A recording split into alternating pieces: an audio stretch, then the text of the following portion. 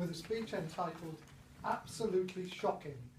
With a speech entitled Absolutely Shocking, please welcome Jenny Cutler.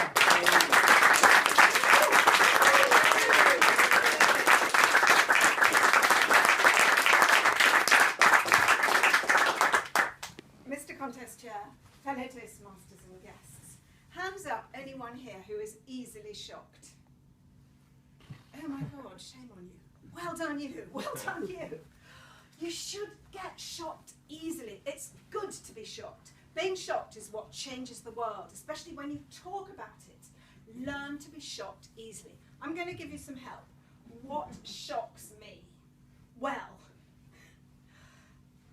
saying you're shocked about Rotherham, like, you know, David Cameron, on television, constantly shocked, appalled, 4 years too late. Why does he do that? Wasting his shock quotient on something he doesn't do anything about, when he could do it about something really important, like bum cracks. I really don't like them. You know, the boys, they shouldn't be allowed on the high street. They should be against the law. The boys have been wearing their trousers with the crotch down here and their knickers showing for ages. But now they've got their bums above their knickers, above their trousers, and it's really upsetting.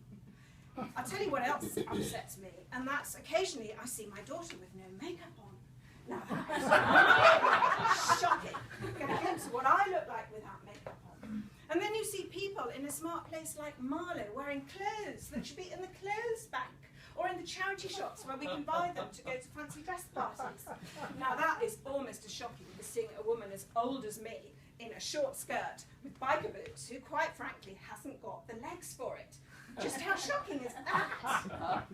And that leads me on to fat people. Fat people really shock me. As you know, Danny's story about me buying his stupid thing. Well, I'm one of those fat people who's constantly eating thin food to try and get thin. I'm not the ones who should be shocking. It's the fat people who go into the supermarket and put fat food into their trolleys, stuffed with them, like they don't know. This is what making them fat. Why do they want to get fatter and fatter? Now that leads me on to restaurants. It really shocks me when you go to a restaurant and they put proper kosher traditional food on the menu and then they just put any old ingredients in. You know, I was in Peru once and I ordered coq au vin. Well, that was a really stupid thing to order in Peru, wasn't it? But it was the only thing I could recognise. And when it came, it was boiled, this is absolutely true, it was boiled chicken with tomato ketchup. Just how upsetting is that? And you know, there's a restaurant in Marlow that makes saltimbocca with chicken. They should close the restaurant down. They don't know what they're doing.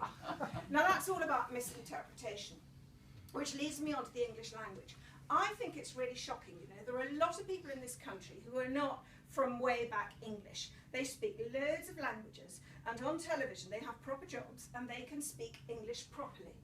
They don't shock me. It's the proper English people who've been English for generations who get jobs on television and can't speak properly. They pronounce everything wrongly, they use the wrong words, the wrong phraseology. I think that is completely shocking. Now, that takes me on to the next word thing that's shocking, swearing. Now swearing is really special, you know. I'm not talking about bum, that's not swearing.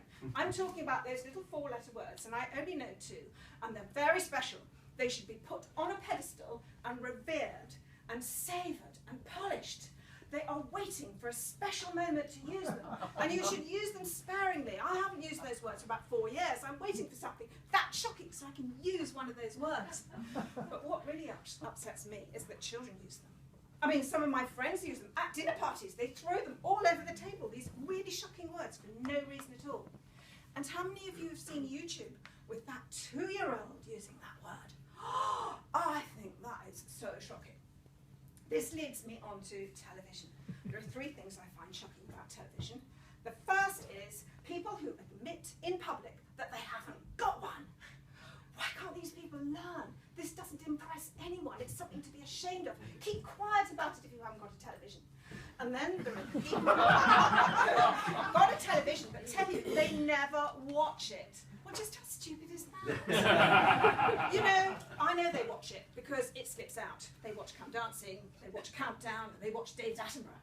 They just don't watch what I watch. I watch the intelligent programmes. I watch programmes that stretch my mind. You know, the forensic programmes, those Waking the Dead programmes, and all the legal ones, Suits, Silk, The Good Wife. Now, just what is it that everybody else does that's better on a Thursday evening than watching The Good Life? I can't think of Good Wife. I can't think of anything. And the other thing is, you see, these people are quite boring to talk to because you can't go up to them and say, "Did you see that programme last night?" Because they didn't see it. And even if they did, they watched it on the wrong day. The last thing about television is we're having a sort of love affair with nostalgia at the moment, aren't we? You know, it goes back to The Hour and Mad Men and Masters of Sex. Now, I love all those programmes. Now, they're not shocking because of the content. They're shocking because they're about the 50s and 60s when I was around. And what is shocking is that I'm still around. Because, you know, the gynecologists, they smoked while they were examining you. The teachers, the dentists, we lived in a fog of smoke. I don't know how we could see where we were going. As to driving cars, I mean, they had ball tires, people were allowed to drink.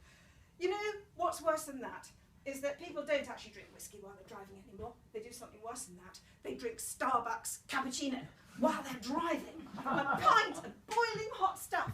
It is so shocking. Not just because it's the worst cappuccino in the world.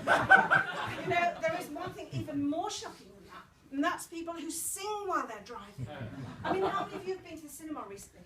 There's this advert which kind of says, if you buy this car, you will be so happy. You will put on this seriously loud, wacky music, and you will throw your hands around and sing in the car with everybody else in the car.